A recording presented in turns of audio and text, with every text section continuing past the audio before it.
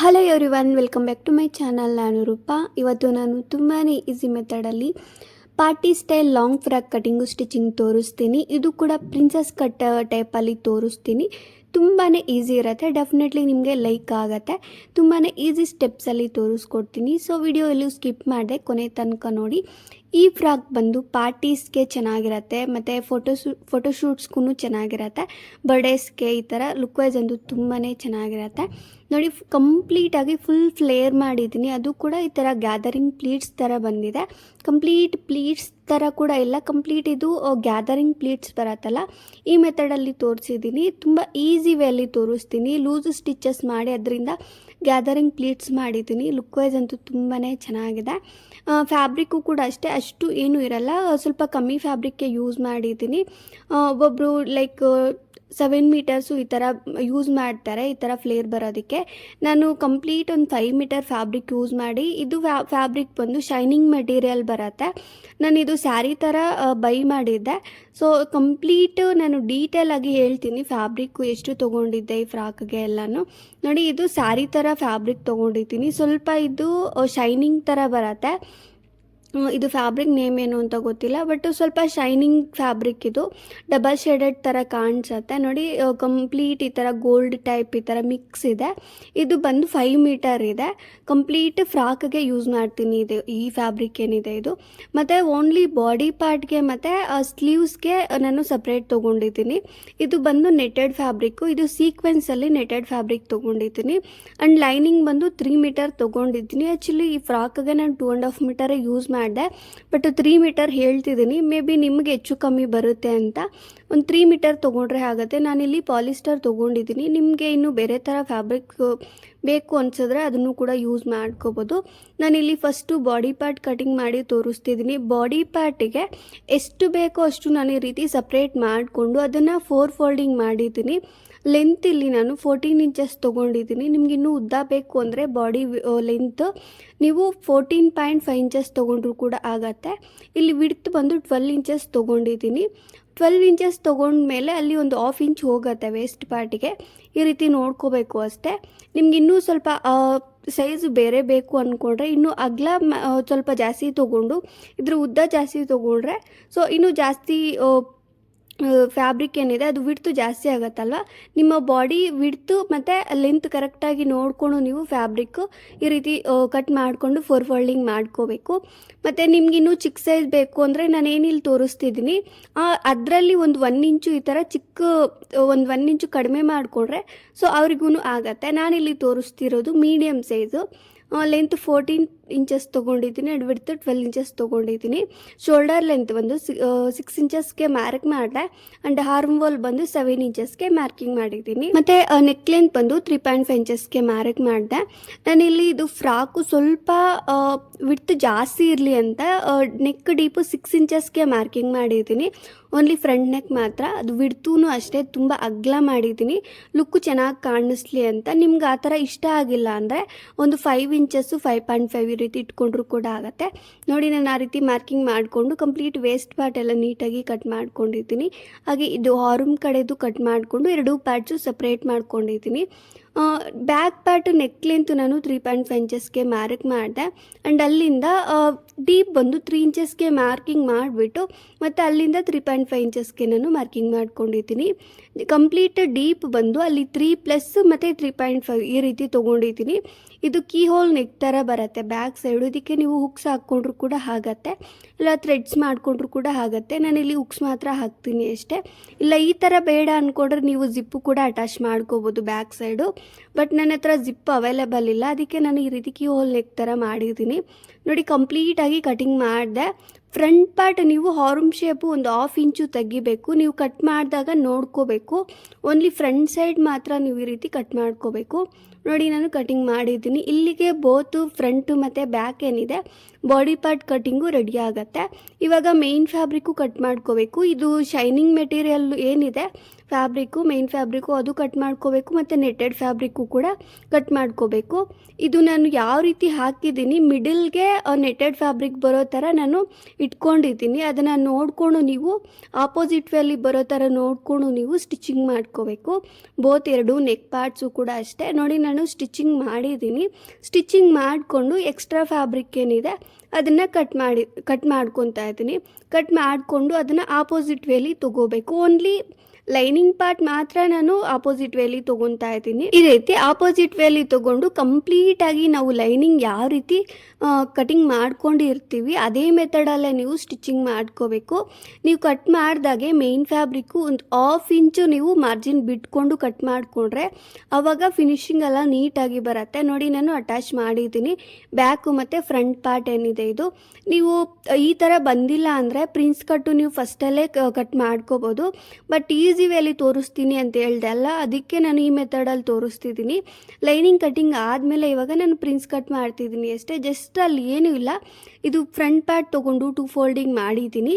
3.5 ಇಂಚಸ್ಗೆ marking ಮಾಡಿಬಿಟ್ಟು 4 ಇಂಚಸ್ಗೆ ಟಕ್ಲೆನ್ ತೆಗ್ದಿದ್ದೀನಿ. ಮತ್ತು just ಒಂದು 1/2 ಇಂಚು ಬೋತ್ ಎರಡೂ ಸೈಡಲ್ಲೂ ನಾನು ಈ ರೀತಿ ಮಾರ್ಕಿಂಗ್ ಮಾಡಿಕೊಂಡು ಕಂಪ್ಲೀಟಾಗಿ ಕಟ್ ಮಾಡ್ಕೊಂಡಿದ್ದೀನಿ. ಸೊ ಈ ಕಡೆ ಒಂದು 1 ಇಂಚು ಆ ಕಡೆ ಒಂದು 1 ಇಂಚ್ ಈ ಥರ ಬರುತ್ತೆ. ಮಾರ್ಕಿಂಗ್ ಮಾಡಿದಾಗ 1/2 ಇಂಚ್ ನೋಡಿಕೊಂಡು ನೀವು ಮಾರ್ಕಿಂಗ್ ಮಾಡ್ಕೋಬೇಕು. ನೋಡಿ ಕಂಪ್ಲೀಟಾಗಿ ಕಟಿಂಗ್ ಮಾಡಿಕೊಂಡು ಎರಡೂ ಪಾರ್ಟ್ಸನ್ನು ನೀಟಾಗಿ ಅಟ್ಯಾಚ್ ಮಾಡ್ಕೊಂಡಿದ್ದೀನಿ. ಇವಾಗ ಸ್ಲೀವ್ಸ್ ಕಟಿಂಗ್ ತೋರಿಸ್ತೀನಿ. ಸ್ಲೀವ್ಸ್ಗೆ ಫ್ಯಾಬ್ರಿಕ್ ಈ ರೀತಿ 4 ಫೋಲ್ಡಿಂಗ್ ಮಾಡ್ಕೊಂಡಿದ್ದೀನಿ. ಇಲ್ಲಿ ಲೆಂತ್ 22 ಇಂಚಸ್ ತೊಗೊಂಡಿದ್ದೀನಿ. ವಿಡ್ತು 10.5 ಇಂಚಸ್ ತೊಗೊಂಡಿದ್ದೀನಿ. ಇಲ್ಲಿ ನಾನು ಸ್ಲೀವ್ ಶೇಪ್ ತೆಗೆಯೋದಕ್ಕೆ 2.5 ಇಂಚಸ್ಗೆ ಮಾರ್ಕಿಂಗ್ ಮಾಡಿಕೊಂಡು ಸ್ಲೀವ್ ಶೇಪ್ ಏನಿದೆ ಅದನ್ನು ತೆಗೆದಿದ್ದೀನಿ. ಮತ್ತು ಈ ಕಡೆ ಬಂದು 7 ಇಂಚಸ್ಗೆ ಇಲ್ಲ 6.5 ಈ ರೀತಿ ಮಾರ್ಕಿಂಗ್ ಮಾಡಿಕೊಂಡ್ರೂ ಆಗುತ್ತೆ. ಈ ರೀತಿ ಮಾರ್ಕ್ ಮಾಡಿಕೊಂಡು ಕಂಪ್ಲೀಟಾಗಿ ಎಕ್ಸ್ಟ್ರಾ ಫ್ಯಾಬ್ರಿಕ್ ಏನಿದೆ ಅದನ್ನು ಕಟ್ ಮಾಡ್ಕೋಬೇಕು. ಇದು ಕಟಿಂಗ್ ಆದಮೇಲೆ ಎರಡೂ ಸ್ಲೀವ್ಸೂ ನೀಟಾಗಿ ಈ ಕಾರ್ನರಲ್ಲಿ ಏನಿದೆ ಇದು ಫೋಲ್ಡ್ ಮಾಡಿಕೊಂಡು ನೀಟಾಗಿ ಸ್ಟಿಚಿಂಗ್ ಮಾಡ್ಕೋಬೇಕು. ನಾನು ತೋರಿಸ್ತೀನಿ. ಓನ್ಲಿ ಈ ಸೈಡ್ ಮಾತ್ರ ನೀವು ಫೋಲ್ಡಿಂಗ್ ಮಾಡಿಕೊಂಡು ಸ್ಟಿಚ್ ಮಾಡ್ಕೋಬೇಕು. ಎರಡೂ ಸ್ಲೀವ್ಸೂ ಅಷ್ಟೇ. ನಿಮಗೆ ಸ್ಲೀವ್ಸು ಫುಲ್ ಸ್ಲೀವೇ ಬೇಕು ಅಂತ ಏನೂ ಇಲ್ಲ. ನಿಮಗೆ ಯಾವುದು ಕಂಫರ್ಟ್ ಇದ್ದರೆ ಅದನ್ನು ನೀವು ಕಟ್ ಮಾಡಿಕೊಂಡು ನೀವು ಸ್ಟಿಚಿಂಗ್ ಮಾಡ್ಕೋಬೋದು. ಬಟ್ ಈ ಥರ ಫ್ರಾಕ್ಸಿಗೆ ನೀವು ಫುಲ್ ಸ್ಲೀವ್ ಮಾಡಿದ್ರೇ ಲುಕ್ ವೈಸು ಚೆನ್ನಾಗಿರೋದು. ಕಂಪ್ಲೀಟಾಗಿ ನಾನು ಸ್ಲೀವ್ಸ್ ಅಟ್ಯಾಚ್ ಮಾಡಿಕೊಂಡು ಬಾಡಿ ಪಾರ್ಟ್ಗೆ ನೀಟಾಗಿ ಶೋಲ್ಡರ್ ಪಾರ್ಟು ಕೂಡ ಅಟ್ಯಾಚ್ ಮಾಡಿ ಸೈಡ್ ಫಿಟ್ಟಿಂಗ್ ಮಾಡಿದ್ದೀನಿ. ಇವಾಗ ನಾನು ಇದಕ್ಕೆ ಬಾಟಮ್ ಏನಿದೆ ಅದನ್ನು ಕಟ್ ಮಾಡಿ ತೋರಿಸ್ತೀನಿ. ಬಾಡಿ ಪಾರ್ಟ್ಗೆ ಹಾಗೆ ಮಿಕ್ಕಿರೋ ರಿಮೈನಿಂಗ್ ಫ್ಯಾಬ್ರಿಕ್ ಎಲ್ಲನೂ ನಾನು ಬಾಟಮ್ಗೆ ಯೂಸ್ ಮಾಡ್ತಿದ್ದೀನಿ. ಇದನ್ನು ನೀವು ಅಂಬ್ರೆಲಾ ಕಟ್ ಟೈಪಲ್ಲೂ ಕೂಡ ಮಾಡ್ಕೋಬೋದು. ಬಟ್ ಕಂಪ್ಲೀಟಾಗಿ ನಾನು ಇನ್ನೂ ಫ್ಲೇರ್ ಬರಲಿ, ಇನ್ನೂ ಚೆನ್ನಾಗಿ ಬರಲಿ ಅಂತ ನಾನು ಪ್ಲೀಟೆಡ್ ಟೈಪಲ್ಲಿ ತೋರಿಸ್ತಿದ್ದೀನಿ. ಅಂಬ್ರೆಲಾ ಕಟ್ ಡ್ರೆಸ್ಸಸ್ ತುಂಬಾ ಮಾಡಿದ್ದೀನಿ. ಬಟ್ ಈ ಥರ ಒಂದು ಫ್ರಾಕ್ ಮಾಡೋಣ ಅಂತ ಈ ರೀತಿ ತೋರಿಸ್ತಿದ್ದೀನಿ. ನೋಡಿ ನಾನು ಫ್ಯಾಬ್ರಿಕ್ ಬಂದು ಈ ಥರ ಲೆಂತ್ ಎಷ್ಟು ಬೇಕೋ ಅಷ್ಟು ಕಟ್ ಮಾಡ್ಕೊಂಡಿದ್ದೀನಿ. ನಾನಿಲ್ಲಿ ಲೆಂತ್ ತುಂಬ ಇಟ್ಟಿದ್ದೀನಿ, 41 ಇಂಚಸ್ ಇಟ್ಟಿದ್ದೀನಿ. ಓನ್ಲಿ ಈ ಕಾರ್ನರ್ ಏನಿದೆ ಇಲ್ಲಿ ಒಂದು 1/2 ಇಂಚ್ ಬಿಟ್ಟು ನಾನು ಸ್ಟಿಚಿಂಗ್ ಮಾಡಿದ್ದೀನಿ. ಲೂಸ್ ಸ್ಟಿಚಸ್ ಮಾಡ್ಕೊಂಡಿದ್ದೀನಿ. ಲೂಸಾಗಿ ಸ್ಟಿಚ್ ಮಾಡ್ಕೊಂಡಿರ್ತೀವಲ್ಲ ಅದರಲ್ಲಿ 2 ಸ್ಟಿಚಸ್ ಇರತ್ತಲ್ವ, ಒಂದು ಸ್ಟಿಚ್ ಈ ಥರ ಕೈಯಲ್ಲಿ ಹಿಡ್ಕೊಂಡು ಈ ಥರ ಎಳ್ಕೋಬೇಕು. ಈ ಥರ ಎಳ್ಕೊಂಡ್ರೆ ಕಂಪ್ಲೀಟಾಗಿ ಚಿಕ್ಕದಾಗಿ ಪ್ಲೀಟ್ಸ್ ಬರುತ್ತೆ, ಗ್ಯಾದರಿಂಗ್ ಪ್ಲೀಟ್ಸ್ ಥರ ಬರುತ್ತೆ. ಸೊ ನಿಮಗೆ ವೇಸ್ಟ್ ಪಾರ್ಟಿಗೆ ಎಷ್ಟು ಬೇಕೋ ಅಷ್ಟು ಲೆಂತ್ ಕರೆಕ್ಟಾಗಿ ನೋಡಿಕೊಂಡು ಜಸ್ಟ್ ಈ ಪ್ಲೀಟ್ಸ್ನ ಅಡ್ಜಸ್ಟ್ ಮಾಡಿಕೊಂಡು ನೀವು ವೇಸ್ಟ್ ಲೆಂತ್ ನೀವು ಮೆಜರ್ಮೆಂಟ್ ನೋಡ್ಕೋಬೇಕು ಅಷ್ಟೇ. ತುಂಬ ಈಸಿ ಇರುತ್ತೆ ಮೇನ್ ಫ್ಯಾಬ್ರಿಕ್ಕು. ಅಲ್ಲಿಗೆ ಮೇನ್ ಫ್ಯಾಬ್ರಿಕ್ ಆಯ್ತಲ್ವಾ. ಇವಾಗ ನಾನು ಬಾಟಮ್ದು ಲೈನಿಂಗ್ ಕಟ್ ಮಾಡಿ ತೋರಿಸ್ತೀನಿ. ಇಲ್ಲಿ ನಾನು 2 ಮೀಟರ್ ಯೂಸ್ ಮಾಡ್ತಿದ್ದೀನಿ. ಇದನ್ನು 4 ಫೋಲ್ಡಿಂಗ್ ಮಾಡಿದ್ದೀನಿ. 4 ಫೋಲ್ಡಿಂಗ್ ಮಾಡಿಕೊಂಡು ಬಾಡಿ ಪಾರ್ಟ್ದು ಇರುತ್ತಲ್ವ ವೇಸ್ಟ್ ಲೆಂತು ಅದೇ ಮೆಜರ್ಮೆಂಟ್ ಆಗಿ ಯೂಸ್ ಮಾಡಿಕೊಂಡು ನಾನು ಮಾರ್ಕಿಂಗ್ ಮಾಡ್ಕೊಂಡಿದ್ದೀನಿ. ಮಾರ್ಕಿಂಗ್ ಮಾಡಿಕೊಂಡು ಅಂಬ್ರೆಲಾ ಕಟ್ ಟೈಪಲ್ಲಿ ಜಸ್ಟ್ ಈ ರೀತಿ ಮಾರ್ಕಿಂಗ್ ಮಾಡ್ಕೊಂಡಿದ್ದೀನಿ. ಈ ರೀತಿ ಮಾರ್ಕ್ ಮಾಡಿಕೊಂಡು ಕಂಪ್ಲೀಟಾಗಿ ಎಕ್ಸ್ಟ್ರಾ ಫ್ಯಾಬ್ರಿಕ್ ಏನಿದೆ ಅದನ್ನು ಕಟ್ ಮಾಡ್ಕೋಬೇಕು. ನೋಡಿ ನಾನು ಕಟಿಂಗ್ ಮಾಡ್ತಾ ಇದ್ದೀನಿ. ಕಂಪ್ಲೀಟಾಗಿ ಇದು ಈ ಮೆಥಡಲ್ಲಿ ತೋರಿಸ್ತಿದ್ದೀನಿ. ನಿಮಗಿನ್ನೂ ಇದು ಫ್ಲೇರು ಚೆನ್ನಾಗಿ ಕಾಣಿಸ್ಬೇಕು ಅಂತ ಅಂದ್ಕೊಂಡ್ರೆ ರಿಮೈನಿಂಗ್ 2.5 ಮೀಟರು ಕೂಡ ಯೂಸ್ ಮಾಡ್ಕೋಬೋದು. ಯೂಸ್ ಮಾಡಿಬಿಟ್ಟು ಸೇಮ್ ಮೇನ್ ಫ್ಯಾಬ್ರಿಕ್ ಯಾವ ರೀತಿ ಪ್ಲೀಟೆಡ್ ಟೈಪಲ್ಲಿ ನಾನು ಸ್ಟಿಚಿಂಗ್ ಮಾಡಿದೆ ಲೈನಿಂಗು ಕೂಡ ನೀವು ಪ್ಲೀಟೆಡ್ ಟೈಪಲ್ಲೇ ಅಟ್ಯಾಚ್ ಮಾಡ್ಕೋಬೋದು. ಬಟ್ ಅಷ್ಟು ಕಂಫರ್ಟ್ ಇರಲ್ಲ. ಲೈನಿಂಗು ಕೂಡ ಪ್ಲೀಟೆಡ್ ಟೈಪಲ್ಲಿ ಅಟ್ಯಾಚ್ ಮಾಡಿದ್ರೆ ಸ್ವಲ್ಪ ಎದ್ದು ಕಾಣಿಸುತ್ತೆ. ಅದಕ್ಕೆ ನಾನು ಲೈನಿಂಗ್ ಮಾತ್ರ ಸ್ವಲ್ಪ ಅಂಬ್ರೆಲಾ ಕಟ್ ಟೈಪಲ್ಲಿ ತೋರಿಸಿದ್ದೀನಿ. ನೋಡಿ ಕಂಪ್ಲೀಟಾಗಿ ಈ ಥರ ಬರುತ್ತೆ. ಇನ್ನು ಫ್ಲೇರ್ ಥರ ಕೂಡ ನೀವು ಮಾಡ್ಕೋಬೋದು. ಲೈನಿಂಗು ಇಲ್ಲ ಸ್ಯಾಟಿನ್ ಫ್ಯಾಬ್ರಿಕ್ ಸಿಗುತ್ತೆ, ಅದು ಕೂಡ ನೀವು ಲೈನಿಂಗ್ ಯೂಸ್ ಮಾಡ್ಕೋಬೋದು, ಇನ್ನೂ ಚೆನ್ನಾಗಿರತ್ತೆ. ನೀವಿನ್ನೂ ಇನ್ವೆಸ್ಟ್ ಮಾಡ್ತೀವಿ ಅಂತ ಅಂದ್ಕೊಂಡ್ರೆ ಲೈನಿಂಗ್ ಇನ್ನೂ ಚೆನ್ನಾಗಿರೋದು ಯೂಸ್ ಮಾಡಿಕೊಂಡು ನೀವು ಅಟ್ಯಾಚ್ ಮಾಡ್ಕೋಬೋದು. ಬಟ್ ನಾನಿಲ್ಲಿ ಜಸ್ಟ್ ನಾರ್ಮಲ್ ಫ್ಯಾಬ್ರಿಕ್ ಯೂಸ್ ಮಾಡಿದ್ದೀನಿ, ಪಾಲಿಸ್ಟರ್ದು. ನಿಮಗೆ ಸ್ಯಾಟಿನ್ ಸಿಗುತ್ತೆ, ಇದಕ್ಕೆ ಚೆನ್ನಾಗಿರೋದು ಲೈಕ್ ಶೈನಿಂಗ್ ಥರನೇ ಇರುತ್ತೆ, ಅದನ್ನು ಯೂಸ್ ಮಾಡ್ಕೋಬೋದು. ನೋಡಿ ನಾನು ಕಂಪ್ಲೀಟಾಗಿ ಲೈನಿಂಗ್ ನೀಟಾಗಿ ಅಟ್ಯಾಚ್ ಮಾಡ್ಕೊಂಡಿದ್ದೀನಿ, ಅದು ಕೂಡ ಸೈಡಲ್ಲಿ ಸ್ಟಿಚ್ ಮಾಡಿಕೊಂಡು, ಹಾಗೆ ಇದು ಎರಡೂ ಪಾರ್ಟ್ಸೂ ನೀಟಾಗಿ ಅಟ್ಯಾಚ್ ಮಾಡ್ಕೊಂಡಿದ್ದೀನಿ. ಇಲ್ಲಿಗೆ ಫ್ರಾಕ್ ಏನಿದೆ ಅದು ರೆಡಿ ಆಯಿತು. ಇಲ್ಲಿಗೆ ಇದು ಲಾಂಗ್ ಡ್ರೆಸ್ ಥರ ಇರುತ್ತೆ, ನಾರ್ಮಲ್ ಆಗಿ ಸ್ಟಿಚಿಂಗ್ ಇರುತ್ತೆ.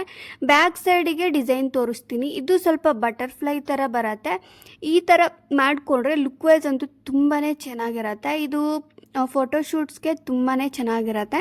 ನಾನಿಲ್ಲಿ ಫ್ಯಾಬ್ರಿಕ್ ತೊಗೊಂಡಿದ್ದೀನಿ. ನಿಮಗೆ ಲೆಂತು ವಿಡ್ತು ಇಷ್ಟೇ ಬೇಕು ಅಂತ ಏನಿಲ್ಲ. ರಿಮೈನಿಂಗ್ ಮಿಕ್ಕಿರೋ ಫ್ಯಾಬ್ರಿಕ್ ಮಿಕ್ಕಿರೋದಲ್ಲ, ಇದರಲ್ಲೇ ನಾನು ಫಸ್ಟು ಸಪ್ರೇಟ್ ಮಾಡ್ಕೊಂಡಿದ್ದೆ. ಆ ಫ್ಯಾಬ್ರಿಕಲ್ಲಿ ನಾನು ತೋರಿಸ್ತಿದ್ದೀನಿ. ಇದನ್ನು 3 ಲೇಯರ್ಸ್ ಆಗಿ ಫೋಲ್ಡ್ ಮಾಡ್ಕೊಂಡಿದ್ದೀನಿ. ಬೇಕು ಅಂದರೆ ನೀವು ಇದಕ್ಕೆ ಲೈನಿಂಗು ಕೂಡ ಆ್ಯಡ್ ಮಾಡಿಕೊಂಡು ಈ ಥರ ಮಾಡ್ಕೋಬೋದು. ಬಟ್ ನಾನು ಲೈನಿಂಗ್ ಏನೂ ಆ್ಯಡ್ ಮಾಡಿಲ್ಲ. ಇದೇ ಫ್ಯಾಬ್ರಿಕ್ನ 3 ಲೇಯರ್ಸ್ ಆಗಿ ಫೋಲ್ಡ್ ಮಾಡಿ ಕಾರ್ನರ್ಸು ಸ್ಟಿಚ್ ಮಾಡ್ಕೊಂಡಿದ್ದೀನಿ. ಸ್ಟಿಚ್ ಮಾಡಿಕೊಂಡು ಅದನ್ನು ಆಪೋಸಿಟ್ ವೇಲಿ ತೊಗೊಂಡಿದ್ದೀನಿ. ಮೇನ್ ಫ್ಯಾಬ್ರಿಕ್ಕು ಮತ್ತು ಮೇನ್ ಶೈನಿಂಗ್ ಫ್ಯಾಬ್ರಿಕ್ ಏನಿದೆ ಅದು ಮೇಲ್ಗಡೆಗೂ ಬರಬೇಕು ಮತ್ತು ಕೆಳಗಡೆಗೂ ಬರಬೇಕು. ಆ ಥರ ನಾನು ನೋಡಿಕೊಂಡು ನಾನು ಈ ಥರ ಬಟರ್ಫ್ಲೈ ಥರ ಮಿಡಲಲ್ಲಿ ಪ್ಲೀಟ್ಸ್ ಥರ ಮಾಡಿಕೊಂಡು ನೀಡಲು ಥ್ರೆಡ್ ತೊಗೊಂಡು ನಾನು ನೀಟಾಗಿ ಸ್ಟಿಚ್ ಮಾಡ್ಕೊಂಡಿದ್ದೀನಿ. ಹಾಗೆ ಅದಿನ್ನೂ ಸ್ವಲ್ಪ ಚೆನ್ನಾಗಿ ಕಾಣಿಸ್ಲಿ ಅಂತ ಇದರಲ್ಲೇ ಮಿಕ್ಕಿರುತ್ತಲ್ವ ಫ್ಯಾಬ್ರಿಕ್ಕು ನೆಟ್ಟೆಡ್ದು, ಅದು ಅದೇ ಮೆಥಡಲ್ಲೇ ನಾನು ಮಾಡಿಕೊಂಡು ಬಟರ್ಫ್ಲೈ ಥರ ನೀಟಾಗಿ ಅದನ್ನು ಸ್ಟಿಚ್ ಮಾಡ್ತಿದ್ದೀನಿ. ಅದು ಕೂಡ ಇದಕ್ಕೆ ಅಟ್ಯಾಚ್ ಆಗೋ ಥರ ಸ್ಟಿಚ್ ಮಾಡ್ಕೋಬೇಕು.